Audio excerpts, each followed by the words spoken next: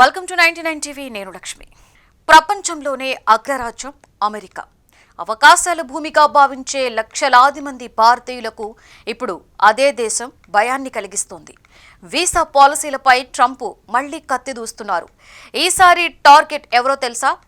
H1B holder కుటుంబాలు, జీవిత భాగస్వాములు. Automatic work permit renewal వ్యవస్థను రద్దు చేస్తూ ట్రంప్ ప్రభుత్వం తీసుకున్న కొత్త నిర్ణయం ఇప్పుడు భారతీయుల జీవన విధానాన్నే కుదిపేస్తోంది.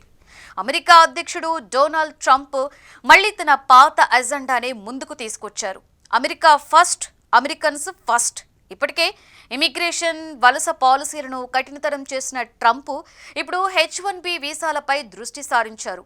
వీటిని దుర్వినియోగం చేస్తున్నారనే పేరుతో వందలాది మంది విదేశీ వర్కర్స్ను, ముఖ్యంగా భారతీయులను పరోక్షంగా టార్గెట్ చేయడం మొదలుపెట్టారు.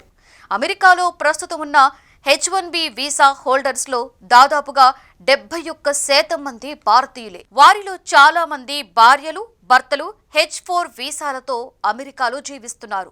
వారికి ఎంప్లాయ్మెంట్ ఆథరైజేషన్ డాక్యుమెంట్స్ అంటే వర్క్ పర్మిట్లు ఉండేవి. ఇప్పటి వరకు ఆ పర్మిట్లు ఆటోమేటిక్గా రెన్యూ అవుతుండేవి. కానీ ఇక మీదట ఆ విధానం లేదు. ఇకపై ప్రతి ఒక్కరూ కూడా స్క్రీనింగ్, వెరిఫికేషన్, డీటెయిల్ వెట్టింగ్ ప్రక్రియలో నుంచి వెళ్లాల్సిందే. ఇది కేవలం పాలసీ మార్పు కాదు, వేలాది కుటుంబాల భవిష్యత్తు మీద నేరుగా పడిన బాంబ్. H4 హోల్డర్స్ ఉద్యోగం కోల్పోతే ఇంటి ఆర్థిక పరిస్థితి డోలాయమానమవుతుంది.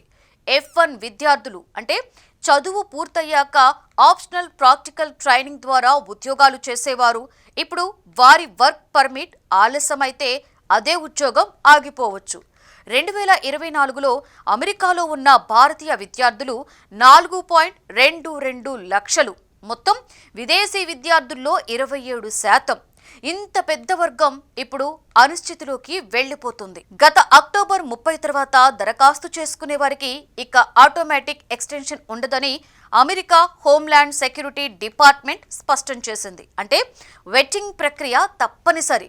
దీంతో మోసగాళ్లు, హానికర ఉద్దేశాలున్న వారిని గుర్తించవచ్చు. అంటే ఒక్క చెడు ఉద్దేశం కారణంగా వేలాది మంది మంచి ప్రొఫెషనల్స్ కి ఇబ్బంది తప్పదన్నమాట.